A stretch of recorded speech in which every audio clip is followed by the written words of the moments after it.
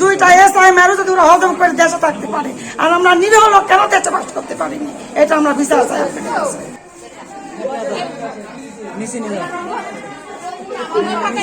বাপ চাচার সাথে দ্বন্দ্ব আজ 5 বছর আগেকার থেকে এই দ্বন্দ্ব হয়ে আছে। আমি মনে করেন এখানে থাকি না, আমি খোকসা মাটিতে থাকি। আজ 3 বছর এখান থেকে চলে গেছি। আমি পড়াশোনা করি। কালকে মনে করেন আমাদের বাড়ি আমার কাগজ ছেলে মুসলমানি, আমার দাদা বোন দিয়ে কান্দাতে বাড়ি এসে বেড়াতে, আমি আবার ওই ইস্যুতে আইছি। আজকে আসলে আজানের পরই আমাদের ওই বাড়ি অনুষ্ঠান হচ্ছে।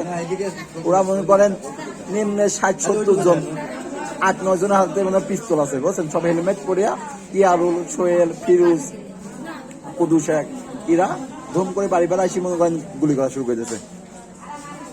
এর মাধ্যমে এই যে আমার পায়ে গুলি লাগছে, আরো 4-5 জন আছে মনে করেন বাড়ি। তারপরে অনেক লোক এরা আমাদের বাড়ি ছাড়া করেছে, ঘর ছাড়া করেছে। এরা কালকে ঈদ হয়েছে, ছেলে পেলে তো বেড়াতে একটু পারে, এদের একই কথা, ওদের আমরা বাড়িতে উঠতে দেবো না। এরা বাড়ি বেড়াতে গেছে, আর দেখেন কিভাবে নিরীহভাবে গুলি করেছে।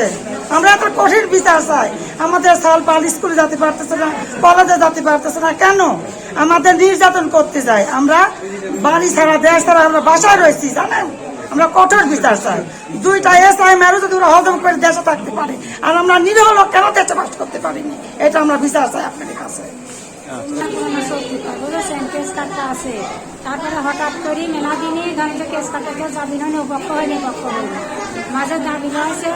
এরাও ধরে যে ঈদের নামাজ পড়েছে, এরাও পড়ছে, কোনো কেউ জানে না যে হঠাৎ করে এইভাবে হবে। ইয়ারুল্লাহ নাসিরের বাহিনী আসে একবারে ধরেন যে একবারে অ্যাটাক করে ধরে এগুলি, মানে যে 50-60 লোক আছে বুঝেছেন, সবার হাতে অস্ত্র। ধরেন যে আপনি সাল পাল নিয়ে খেলাতে নিয়ে টুকুটুক নিয়ে এমন যে মহারতি যে জমি জাগানি লাগেছে তাও না। আজকে তো কেউ জানেই না যে এইভাবে চলছে। পুরা ভুট্টি ভুট আসি পলাটাই চারদিক ঘিরি নেতা করেছে। এরা ধানের শীষের কর্মী, এর বাবা, যার কারণে এরা একবার আমলিগ করে একবার জামাত করে, মানে যখন যেটা এরা সুযোগ পায় তখন সেটা করে। আমলিগের ভালো ভালো পথ নিয়ে বসে আছে, আর হচ্ছে কেন বিএনপি করছে, যার ভালো লাগবে সে দল করবে। আমার ছেলে তো এখানে থাকে না, আমার ছেলে থাকে 16 বছর খোকসার মাটিতে। পুলিশ মেরে ফেললেও এদের বিচার হয় না, মেয়ে ধর্ষণ করে মেরে ফেলালে এদের বিচার হয় না। এরা কি হয়েছে? এরা কি আইনের উদ্যোগেও ছিল? সেলিম আলতাফ জজের সাথে দেখছি, এইবার দেখলাম আফজালের সাথে।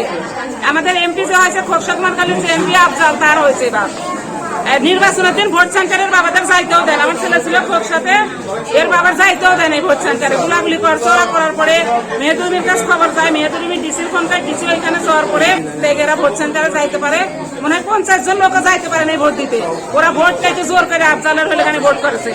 আমার ছেলে আজকে ইয়াং বেসার ছেলে পেলে আপনারা দেখেন যে একটাও কোনো বয়স্ক লোকে মারছে, মারে নাই। যতগুলো ছেলে পেলে ইয়াং বেসার ছেলে পেলে বন্ধু বান্ধব সবাই দাওয়াত খাইছে, এক জায়গায় অবস্থান করছে, এর ভিতরে মোটর সাইকেল নিয়ে নিয়ে এসে হেলমেট পরে পরে গুলি করছে, 20টির মতো গুলি করছে। ওই পাশে একটা ছেলের অবস্থা দেখেন, করবো যাচাই আধিপত্য নেই না, এখনো কোনো অভিযোগ পাইনি। আহত হয়েছে 4 জন, না ব্যাপারটা হয়নি। গুলিবিদ্ধ তো ছড়া গুলি আর কি, অবস্থা ওরকম ক্রিটিক্যাল না, সবার হাসপাতালে চিকিৎসা